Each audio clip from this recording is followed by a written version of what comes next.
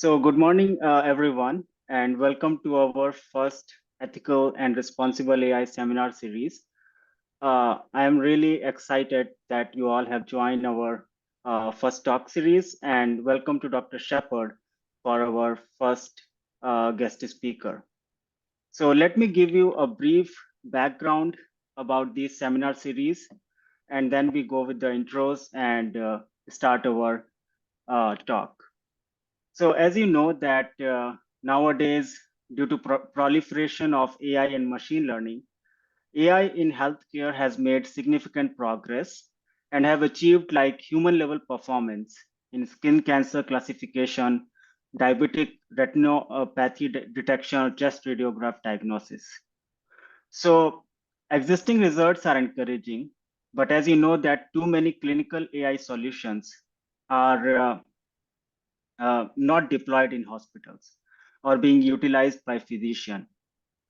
So a major problem nowadays is that existing clinical AI methods are less trustworthy, which leads to misinformation, misdiagnosis, and disparities due to algorithmic and societal biases present in the development pipeline.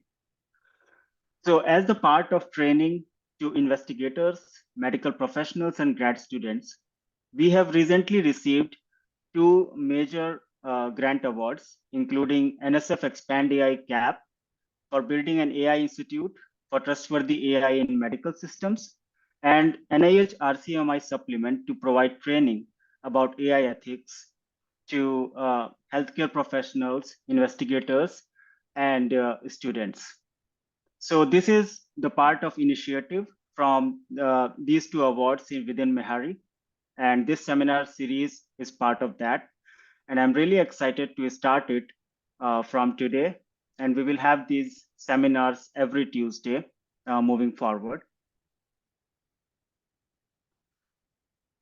So let's go with the introduction of Dr. Sheppard, who is our first speaker. Dr. Sheppard is an assistant professor and co-director of Bioethics and Medical Humanities thread at University of Illinois, Carle, Illinois College of Medicine.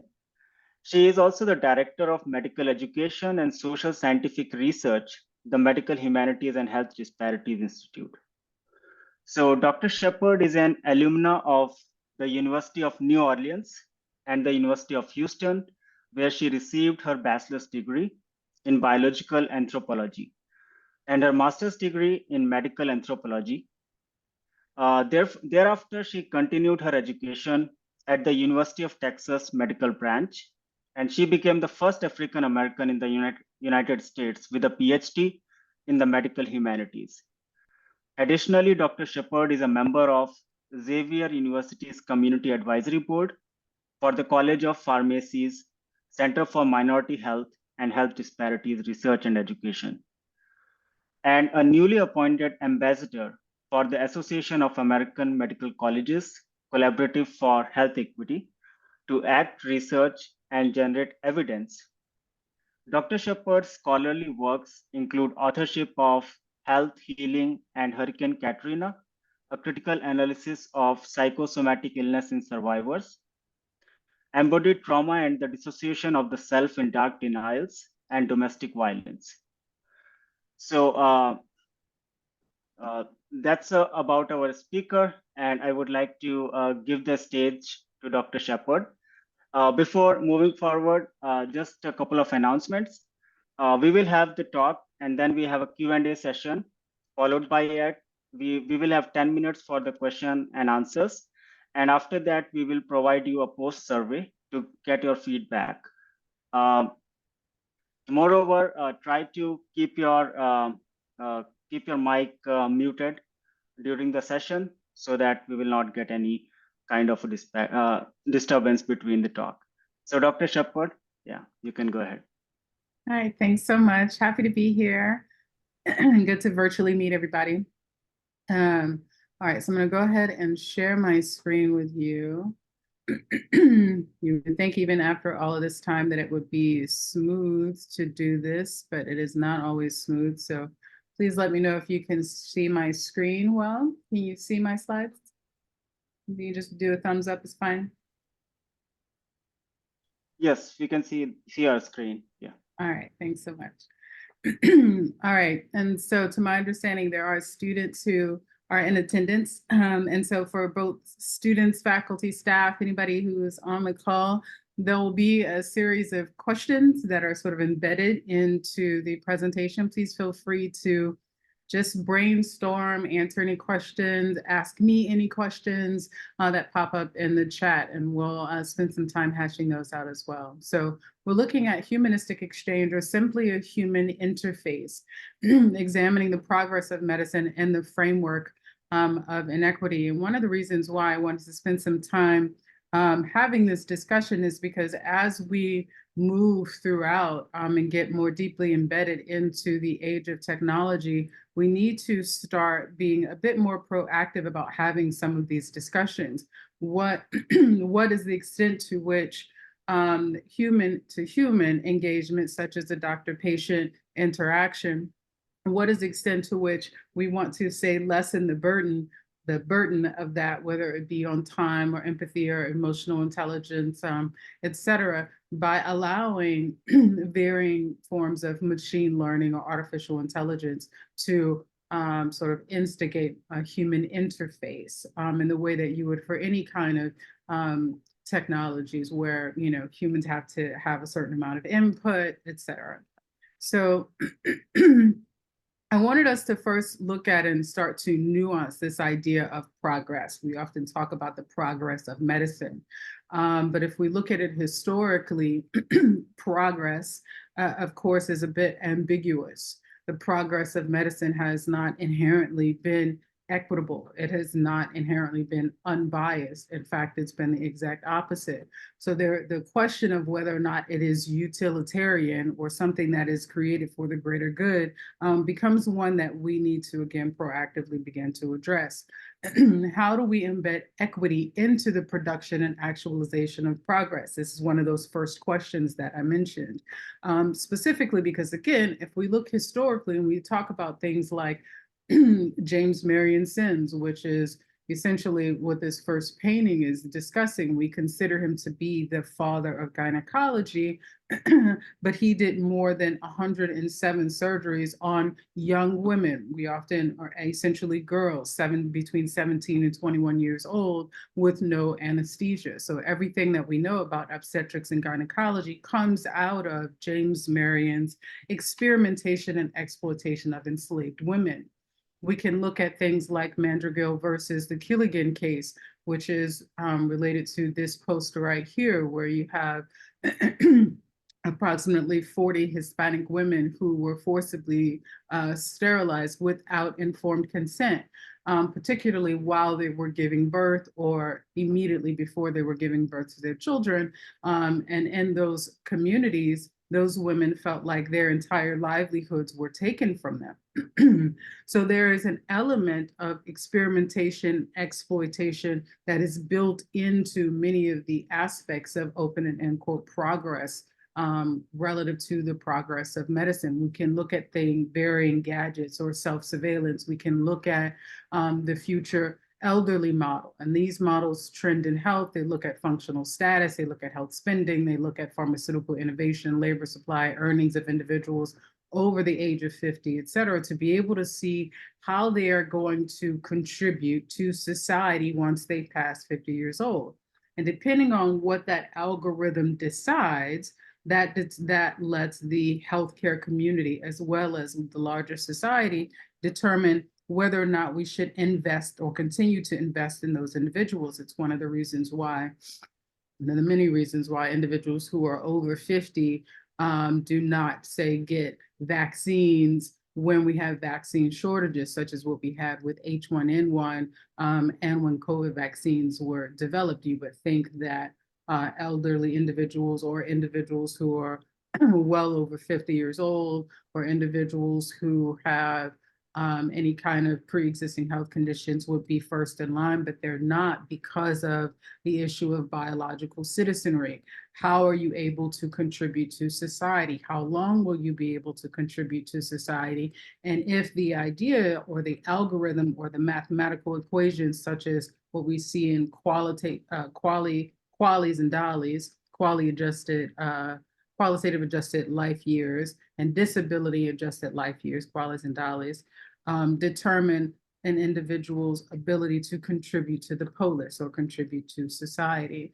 And we use all of these things to be able to discern whether or not the varying forms of progress, the varying neoteric technologies that come out, if we're going to apply those to individuals, if we're going to allow them to have access, and why.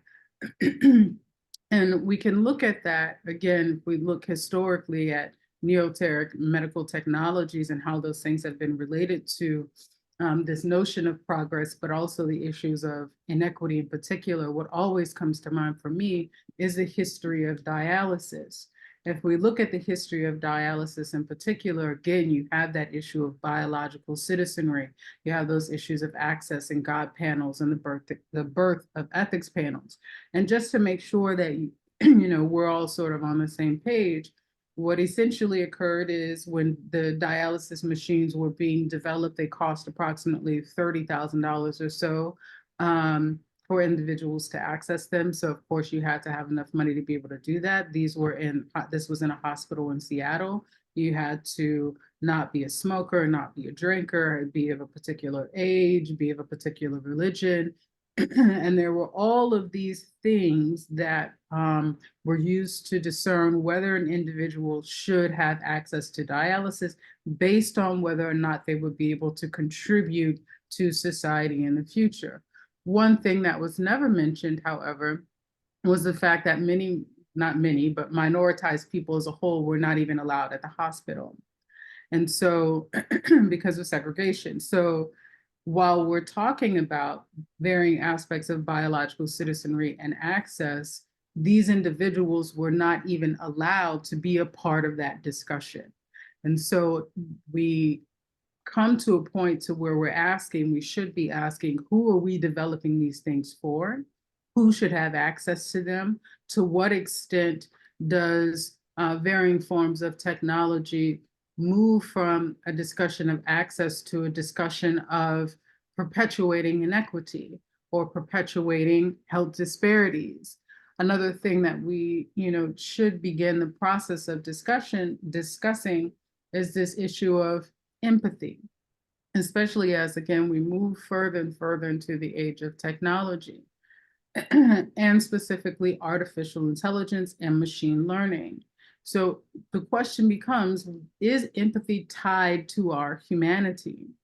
And one of the reasons why this becomes extraordinarily important is because we are in the medical field, where empathy and compassion should be the foundation of our doctor-patient engagements. If, however, we continue to move towards there being more of an artificial intelligence engagement with patients, how does that affect our empathy or the empathy that the patients are receiving? Well, so what is the line between what needs to be taught as an inherent part of medical education relative to the doctor-patient engagement, and what could be used to relieve the burden, whether it be time or what's considered that emotional burden on physicians? And what is the goal? And how do we nuance the goal? We shouldn't be just creating for the sake of creation. We shouldn't be assuming that artificial intelligence is objective. Science is not objective. Medicine is not objective, contrary to the fact that, medicine is rooted in this idea of natural law, which is the idea that that physicians and med students are essentially unveiling a truth, that they're who they are, their culture, their background, their gender, their sex, et cetera. It does not influence the medicine and society. We know that to be an absolute farce. So we need to be questioning the extent to which, again, empathy in particular and compassion needs to be an inherent part of medical education, and whether or not things like artificial intelligence hinder that or add to the open and end quote progress of that. And what we're seeing so far, if you look at an article that is titled Comparing Physician and Artificial Intelligence Chatbot Responses to Patient questions posted to a public social media forum, is that the chatbot responses were preferred over physician responses and rated significantly higher for both quality and empathy. So what does that mean? Well, it means that artificial intelligence is actually outperforming physicians relative to empathy and relative to the quality of their responses. This is one of a handful of research that is looking at artificial intelligence's ability to mimic these kinds of emotional behaviors. And that's one of the many areas where it gets really tricky, right? Because they're not actually experiencing empathy. What they're doing is mimicking empathy. And what does that mean for the patient's ability to trust the system or trust their physician? Or in this case, do they trust the chatbot, right? And because we know that artificial intelligence does have problems with hallucinations and misinformations, et cetera, are we also beginning the process of nuancing the responses that are being given to patients? When should we start reviewing some of those issues? The other reason why I think it's important for us to have this discussion of whether or not empathy is tied to our humanity is because the definition and the way that we engage in our own humanity is also changing as we move within the course of very technological advances. This is significant to how we understand ourselves because it affects how we engage with each other, how we articulate ourselves, how we understand the patient phenomenology, right? And we can, and this is, of course, isn't the first time. If we look at, for example, Jane Goodall, if not, yes, I'm old, but anyway, so Jane Goodall is doing research. She was one of the first individuals to do a lot of research on pan-troglodytes or chimpanzees, and learned that they have community, learned that they use tools, learned that they did all of these things that we thought were specific only to humans. And so during that phase, we had to change our understanding of what it meant to be human. And we're on the precipice of that same kind of arc. Once we start to introduce artificial intelligence, chatbots, et cetera, that have patient engagement, that are making music, that are making art, things that we specifically attributed to humanity, they're also creating their own languages, right? Which is evidence of culture, essentially. Do we then need to shift our lens, not just to creating, but to having a better sense of how this shapes or redefines our understanding of our own humanity? Because again, how we understand ourselves affects the way that we engage with our patients, affect the way that we perceive our patients, and affect our ability to provide holistic care therein.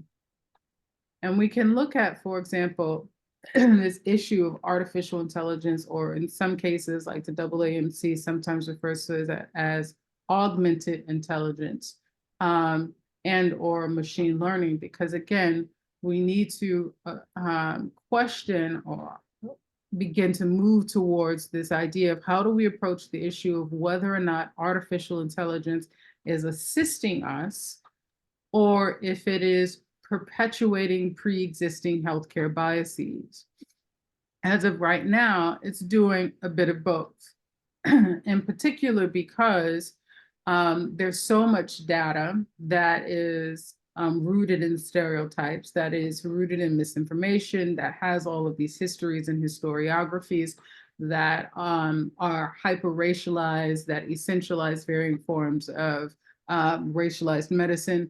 And what artificial intelligence and machine learning have been doing is essentially aggregating that data very, very quickly and coming up with a determination. And one example of that is there was a recent article that came out where individuals are experiencing, in the scenarios that individuals are experiencing a manic crisis, that they have a mental health condition, and they go into the emergency room. And the scenarios that are given to the artificial intelligence only separates the individuals based on race, not ethnicity. And it's important to note that race and ethnicity are not the same thing, even though in biomedical science, we tend to conflate the two. They are not the same. Race is a socio-historical construct.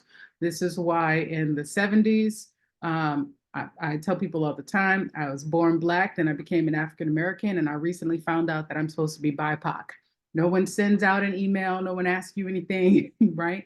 It's a shifting ascription, right? This is why individuals who are actually not from the Caucasus Mountains, and so technically would not be considered Caucasian, are considered Caucasian, when in actuality, say, the Kardashians are from Armenia, so they are from the Caucasus Mountains or near the Caucasus Mountains, so they would be Caucasian. This is why when we say Asian, it gives you no information, because the individual could be Vietnamese, Taiwanese, Chinese, right? It is because race is a socio-historical construct as opposed to ethnicity, which specifically looks at ancestry. So don't conflate the two. But artificial intelligence is conflating the two. And that becomes a problem. It aggregates all of the data really quickly. It conflates the two. It looks at racialized medicine. It looks at healthcare biases, and it folds it all on itself. So in this article, where again, it's separating the individuals by race, the individuals come into the ER, they're having a manic episode. And the question to the artificial intelligence was, what do you do next? In every scenario where an individual who is minoritized was described as coming into the emergency room with a healthcare crisis, the artificial intelligence suggested putting the person in prison. It said, call the police.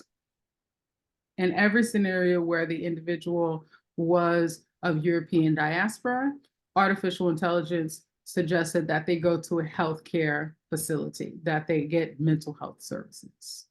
So if we think of the ways in which that these kinds of issues will be instigated in the future, what we're seeing is a huge proliferation of health inequities, health disparities, and the continuation of a lack of equitable access to healthcare, specifically for minoritized individuals.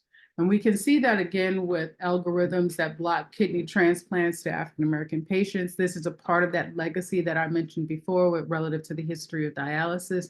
The rhetoric around that has long been that minoritized individuals, specifically African American individuals, can stay on dialysis longer. We've seen issues related to the GFR, which was recently overturned or adjusted. And I tell people all the time, for example, if you're doing any kind of racial calibrations, you should be asking yourself why. And then think about the ways in which artificial intelligence and machine learning will take these ideas of, say, racial calibrations and broaden them such that we have what people will assume is an objective articulation of a mathematical equation, right? These calibrations added into the scientific endeavor, as well as the doctor-patient engagement. And so if we look at other real-world patterns of health inequity and discrimination, we can see discriminatory data, such as in sampling. We can see patterns of biases and discrimination baked into these data distributions.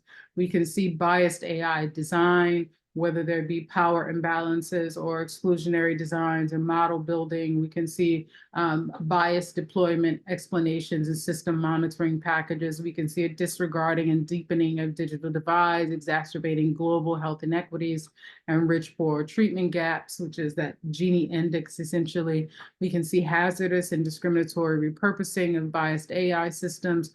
And we can see unequal access and resource allocation, discriminatory healthcare processes, and biased clinical decision-making. And all of these things sort of feed each other. It becomes a feedback loop that further perpetuate health inequities and medical disparities. And again, these are the systems that artificial intelligence is learning from. So people say things like garbage in, garbage out. This is a perfect example of that, because what we're seeing instead is people relying on these systems because they assume because it is a system that is objective, when in actuality, it is built out of varying subjective frameworks. And so whether it be the notion of criminalizing individuals who are experiencing mental health disparities and mental health issues, or individuals who need equitable access to kidney transplants, or just access to resources. What we're seeing is that AI is, many forms of AI and machine learning are actually perpetuating these health inequities and disparities, as opposed to assisting with, diagnoses, et cetera. And so again, we come back to this question of ethics. We come back to this question of utilitarianism. We come back to the question of how are we nuancing, and are we nuancing varying forms of technology, and are we nuancing this notion of progress? To what extent does the desire for utilitarian use of medical technologies become experimentation? Right. And so we can look at, if you guys are familiar with CCR5 delta 32, that's a naturally occurring, it's a naturally occurring mutation in individuals that essentially makes them immune to HIV. They think that it is a remnant of bubonic plague, et cetera. And in the past, this was in the late 90s, early 2000s, there were discussions of doing bone marrow transplants from individuals who have CCR5 delta 32 to individuals who had HIV, and they tried that. But over time, the individuals who got that bone marrow transplant, they died of all-cause mortality. And so it wasn't something that was sustainable at all. And so since then, of course, people have been trying all around the world to figure out a cure for HIV, AIDS over time. And one scientist in particular decided to use CRISPR to do designer babies, which people have been doing, or trying to do for the past 10 years. And essentially, if you look at this image in the corner, so a CRISPR molecule finds a precise location in the target DNA. The enzyme cuts the target DNA to the point found by the guide, and a new custom sequence can be added. And he did this with 2 babies.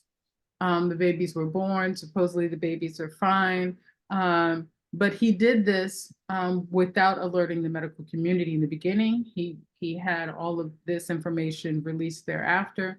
And it becomes, again, a question of how much tinkering do we do? Are you doing this for your own knowledge, for the sake of experimentation, for the sake of medical exploration, or is this something that is being done for the greater good? And what is the line there? What is the extent to which we are discussing beneficence or medical malfeasance? What is the extent to which varying technologies and how they relate to the development of, say, artificial intelligence and machine learning and all those things, what's the balance there? When do we start having discussions about what is appropriate? As long as we don't have the discussions, is it okay for us to proceed? And how does this relate to issues of patient autonomy? And patient autonomy is something that needs to be at the forefront of any of these discussions, particularly because we have so many things in our society right now, whether they be nanotechnologies or wearable devices, et cetera, that are embedded with artificial intelligence and machine learning systems. You can look at your phone, right? I know, so yeah, I'm old, so I have a Samsung, whatever, don't judge. But whenever my phone is listening to me, there's a little green dot in the upper right-hand corner. You may know that if you say something 4 times in a conversation, suddenly you start to get ads because the artificial intelligence that's embedded in your phone is listening to you. The same occurs with the wearable devices, right? Many people have Apple watches or Samsung watches and all these things, and it'll tell you your heart rate, it'll tell you how you're sleeping, it'll tell you a whole bunch of your medical information. And it may seem like it is benign, but it's not, because it's also aggregating this data to be able to be sold to oftentimes pharmaceutical companies so that they have a better sense of what kind of drugs to create for certain populations in the future, right? Creating future patients. So this is sort of that interface, that relationship between a human interface, that wearable device, with your artificial intelligence and the aggregation of specifically health data. Do you need to be fully informed of that? How many people are reading all of the information that comes with their phones, or all of the information that comes with their Apple Watches? And one example of that is something that has long been coming down the pike, and that is nanotechnology associated with psychotropic medications for schizophrenic patients. And then one of the things that people say is that there is an issue with compliance, that there is an issue with knowing the extent to which someone is open and quote compliant. And so what has been suggested is actually creating, if you could see this, it's a nasal spray that has nanotechnology and AI built into it, that an individual with schizophrenia would spray into their nose, and then it would spread into their olfactory nerve pathway, the respiratory region, et cetera. Essentially, you go right into the brain, because there's also been an issue with the blood-brain barrier relative to first and second generation psychotropic medications. And one of the things that they've wanted to happen was for the nanotechnology and the artificial intelligence to be able to get data from the individual's brain after they use this nasal spray, to be able to tell the physician whether or not the individual is compliant. This, of course, is a very sci-fi sounding, right? To me, it sounds really wild. I would not want to spray something up my nose that's going to go straight to my brain and also collect data. The other thing that occurs is many individuals with schizophrenia already feel like they are being, that they're always being watched, that they're always being observed. And so this has the potential to exacerbate pre-existing presentations associated with this disease state. The other issue is that nanotechnology and applicable nanomedical applications, they lack regulation. They have no clear framework for use, disposal, effects of long-term exposure, or recycling of nanomaterials, and problematizes the intersection between, again, patient autonomy and beneficence. So if you could say give a 16-year-old schizophrenic with schizophrenia, which is one of the most common cases where this discussion of AI and nanotechnologies being used in a pill for psychotropic medications has been discussed. Can an individual with schizophrenia be considered as having cognitive capacity such that they can even approve the use of this particular drug? At 16, you would need to get informed assent and informed consent in order to be able to use this thing, right? Once you spray something up somebody's nose and it goes straight to their brain, if there's an issue, how do you clear that out? How do you get rid of the nanotechnology, right? There are all of these issues. Are you doing what's best for the patient? Are you doing what's best for the healthcare industry or biomedical science, or just the age of technology? And if you're only doing it to benefit, say, the healthcare community, is it medical malfeasance? And so we don't have any parameters associated not only with wearable devices, but particularly that relationship between nanotechnology and AI. And again, overlapping that discussion of who are we creating this for? What are the ethics of that? Is it for greater good, or is it specifically for the healthcare community or biomedical science, or to see if we can do it for the age of technology, right? Where does patient autonomy fall into place? And who will have access to this? Say it's all great. Who has access to this? What will be the cost? How does this relate to the social determinants of health? Will this be covered by insurance? So there's a whole bunch of things that sort of roll around that bring us to these issues related to, again, whether or not we should be much more concerned with the human to human engagement, or whether or not we should be more concerned with how this relates to a human interface, which again is when we're talking wearable devices and nanotechnologies. And so these are some of my references. I kind of went through everything pretty quickly. These are just a few of my references. I'm going to back up just a second because I want us to sort of spend a little bit of time here. And I'm going to take down my screen and again discuss the significance of empathy, particularly because we often discuss this as a soft skill. You'll hear that in medicine, that empathy and compassion and all of these things are kinds of soft skills, when in actuality, they should be discussed as the foundation of the human engagement. And when we don't discuss them that way, again, it leaves room available for sort of the proliferation of it just being about a human interface and not necessarily being specifically about the doctor-patient engagement.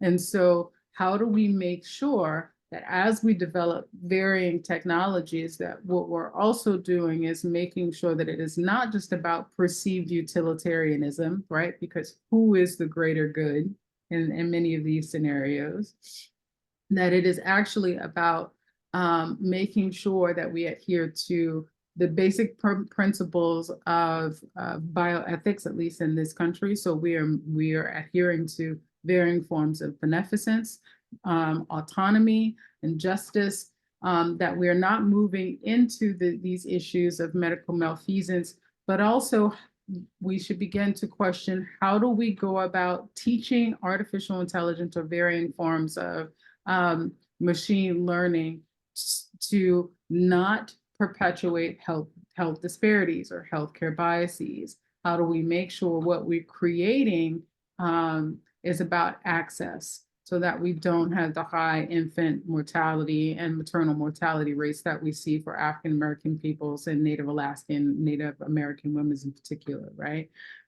For example, how do we make sure that what we're creating is a system that sort of broadens and embraces health equity, as opposed to perpetuating medical inequities and health disparities, right? And so I'm going to stop there so that we have some time for questions. Any questions, comments, concerns?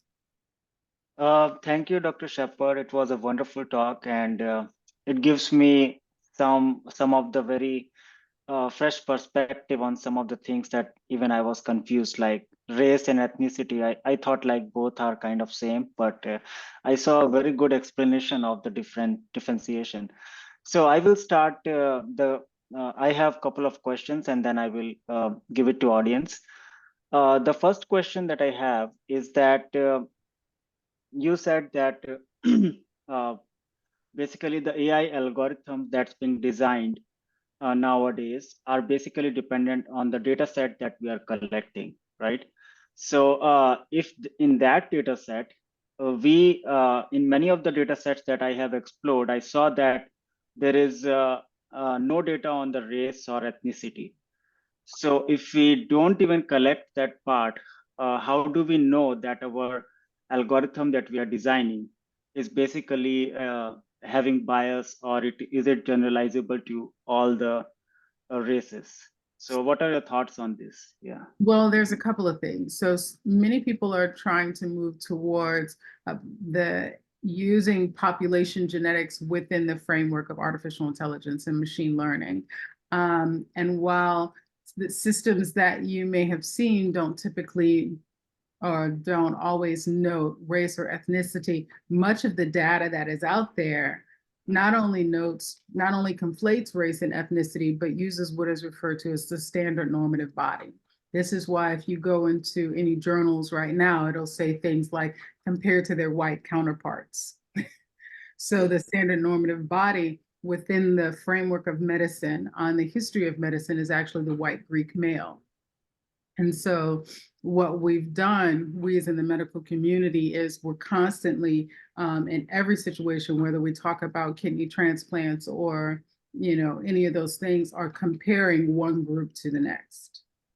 And so what artificial intelligence has done is taking the aggregate data that you're talking about, but also the information from varying, you know, biomedical science, research paper, all of these things, and then creating these profiles. And then it uses those profiles, which are largely already embedded in racialized medicine, and just regurgitating that information. Right. So, so in some situations, it doesn't necessarily have to say, like one of the assumptions that Black people have thicker skin, because it was already normalized in so much of the medical literature that you have to use a certain size needle or you need to engage with a particular group in a certain way, that the AI is actually just attaching that information and then redistributing it. Okay. Yeah. Does that make sense? Do you understand what I mean? Yeah, that makes sense. So I have another questions about the wearables part that you have said, that we should have to bring out like these, develop these ethical principles and regulations for different medical devices and wearables from which we are collecting data in day-to-day life. But the problem is, like, even if we create a policy, and usually, like, as you know, that in mobile applications, we have a small policy section where everything is written in very small text and nobody actually read that. And somebody just install the app and they have the right to collect your data and use that for any purpose. So my question is like, how can we regulate these data that's being collected from wearables? And there are a lot of that, and I don't think that there might be a law for it, but it's very hard. Yeah. It is extremely hard for a couple of different reasons. One of which is I don't think that people really recognize how much data is being collected. And because we've normalized and legitimized self-surveillance, particularly in this country, right? That how many steps are you doing, right? And it'll say like, oh, you need to do 3,000 more steps, and people aren't like, why are you tracking my steps? Instead, they're like, yeah, let me make sure I do my my other, you know, 3,000 steps or 5,000 steps for the day. So there's so much there, but also within the community of medicine, the issue, and I keep saying self-surveillance for a reason, the issue of self-surveillance is something that we use to largely ostracize people. So if you look at how the community of medicine deals with individuals who have substance use disorder or individuals that we perceive as having obesity or morbid obesity, especially when it's related to type 2 diabetes, the medical gaze is one of, well, you should eat better, right? Or Yeah. diet and exercise, especially if someone is has a certain BMI. We're like, oh, you need to do these things, and the person can come in and they can say, well, my hand hurts, and it's like, well, let's talk about your weight. Your hand probably hurts because of that weight, right? And in some cases that's true, but in some cases it's not. And those things are all related to how we perceive this individual surveying themselves. We don't tend to have discussions about the social and structural determinants of health. Does this person have equitable access to healthcare resources, right? Does this person have equitable access to healthy food options? Are they in a food swamp? Are they in a food desert? All of these things that would perpetuate or rather increase their risk of, say, type 2 diabetes. So while we don't necessarily have any policies, why we don't necessarily have, we don't enforce, say, the policies, I think it's really important for there to be some kind of push to make people more aware of what data is actually being created, and to shift that lens from it just being, oh, this issue is related to self-surveillance, and really it's about a larger system associated with the medical gaze. And then there's also those issues, there are other issues such as, I think there's an app called Replica, if my memory serves me, and it was created by a lady whose friend died. And she was really lonely. So she created this app and she downloaded all the conversations from her friend so that she can continue to have the similar conversations with artificial intelligence. Well, And some people are like, oh, this is really inventive. But how does this relate to her ability to cope? Yeah. Are we concerned about coping anymore? Are we concerned about health and well-being? How does this, right? What data is being collected in terms of coping? So there are all of these things that we're freely giving up because we're just allowing these devices to pull all of this data from us. And because, as we mentioned before, no one actually reads, no one actually reads any of these policies. Yeah. Yeah. Okay. Yeah. Thank you, Dr. Sheppard. That was wonderful. We have a question from our audience. I will read that out on the chat. So, the dehumanization of people from the global majority is a recurring theme in history that perpetuates disparities and access. Do you see the advancement of AI being co-opted as a more covert way to continue the current narrative by further downgrading individuals to algorithms and numbers? That's a huge risk. And in many situations, it is absolutely happening.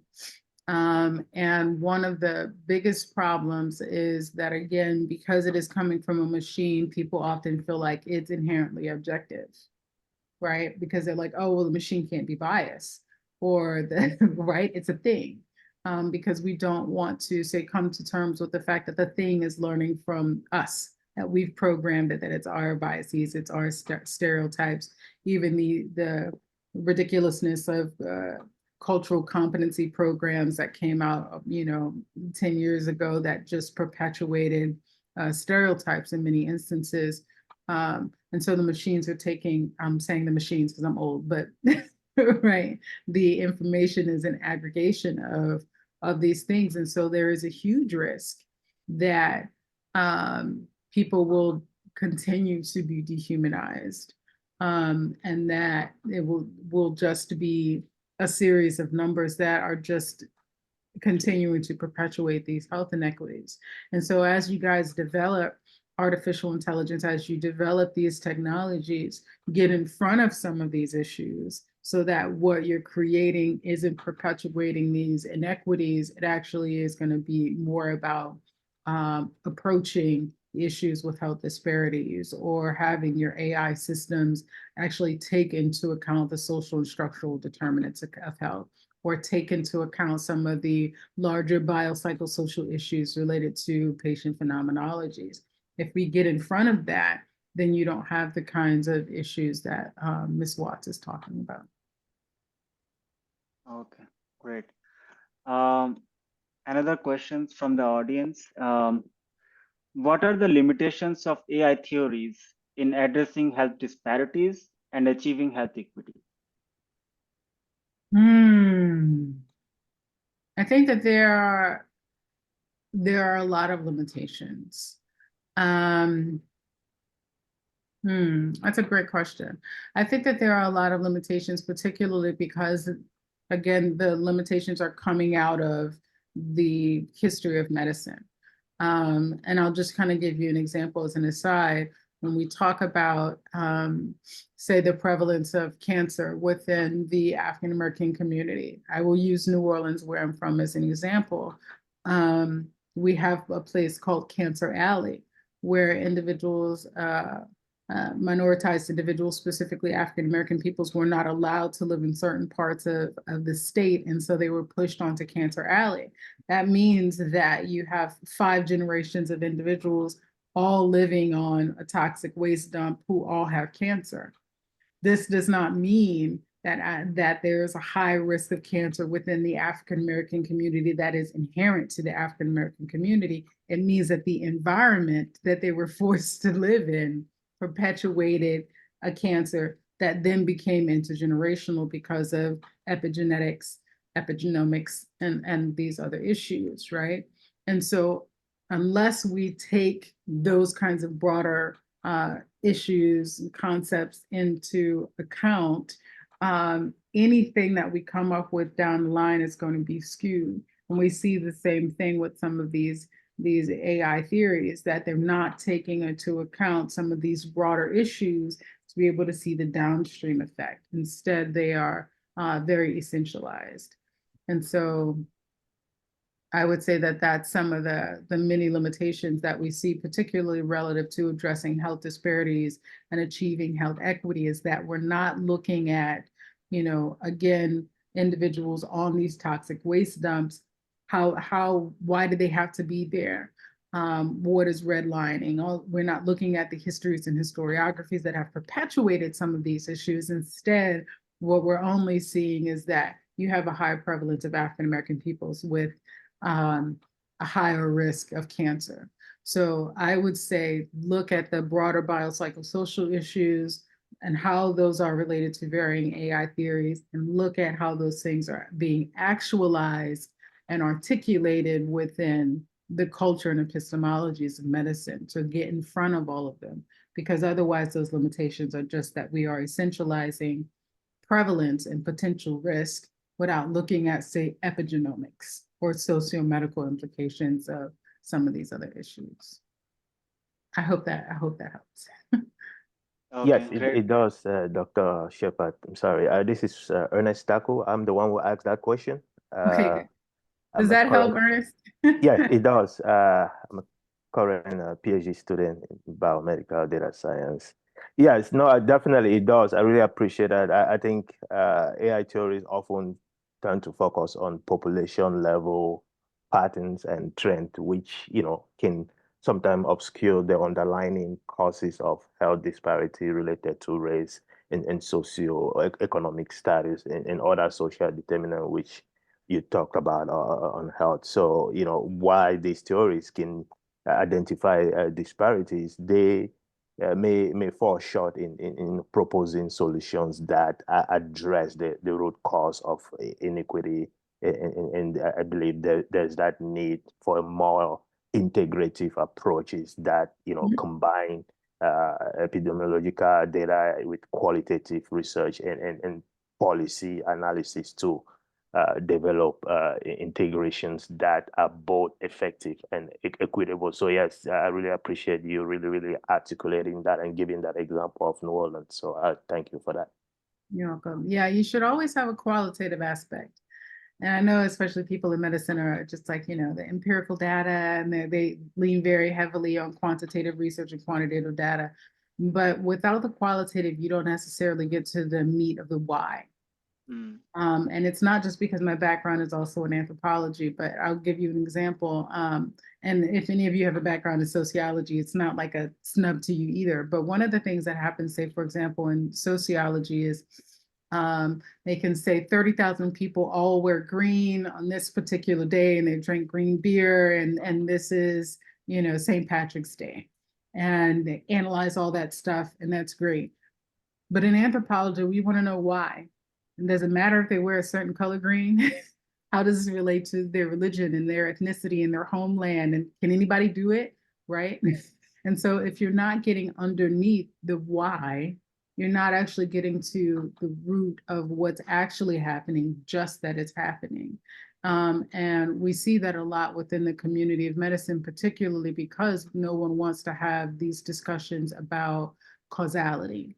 We don't want to have discussions about racialized medicine and exploitation and experimentation, particularly on African American peoples, right? We don't want to have those discussions because then who is responsible? And so there are all of these discussions about causality, and you should always be asking yourself the why, especially when you're talking about population-based algorithms, and especially when you're talking about population-based medicine and all of these things. Why do these people have such a high risk of a certain thing? How do we get underneath it? How do we treat it as a whole? Great. So we will take one more question. It's on chat. So that will be our last question. Thank you, Dr. Sheppard. As an incoming student, it is useful to start to understand these issues better. Are there opportunities to program stop gaps into AI systems, incorporating concerns about these biases and perpetuation of stereotypes, as well as uh, social determinants of health broadly? Just interested in what might that look like. again, amazing presentation and great to learn. Thank you. I would task you with creating that because I am not aware of any of these programs. There are small groups such as this one that's beginning to have these discussions about biases and perpetuation of stereotypes, and we see it and we know that it's happening. And we also know that it is directly affecting patient phenomenology, that it is directly affecting the epistemologies of medicine within the community of medicine, but I don't know that there are any programs or stopgaps into AI systems. And I, of course, have already begun to scream in the bubble about being able to build in varying forms of awareness within artificial intelligence systems and machine learning so that we can sort of combat healthcare biases. But what I hear all the time is we don't have enough data, which is interesting and also foolishness, right? Right. If we start having these discussions and there is data, then it brings us back to the need for more discussion of causality, right? So I think that, yeah, I don't know of any programs as of yet, but I think that you can create one and you can send me an email and I'll be more than happy to join. I'll be more than happy to join. So. Yeah, so Tiffany, I think we are, our school is very focused on these programs, and we already starting this seminar series because of the proposed AI Institute for Trustworthy AI in Healthcare. So I think you will see a lot of those events and research within our school for these kind of issues for sure. Yeah. So this is like the part of those things that we are starting. Yeah. All right. And yeah, so if you guys have any other questions, feel free to email me. I'm at iks@illinois.edu. And Matt has asked that I also supply you guys with my slides. So I will attempt to do that. I'm going to say attempt because I'm always a little, I don't know how I feel about supplying my slides, but yeah, so I will consider that. But yeah. Okay. Wonderful. So thank you very much, Dr. Sheppard, for giving this wonderful seminar and also kick off our event. So yeah, we are really excited about this, and please share your email at least to connect if some of our students and faculties want to connect with you. Yeah. Yeah, again, so it's iks@illinois.edu. And feel free to reach out, and thank you guys for having me. Okay. Okay.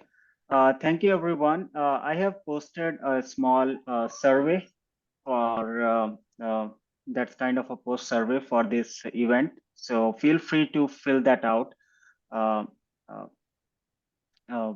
once you after the end of the event. And you all have a great day. And All right, thank bye. you.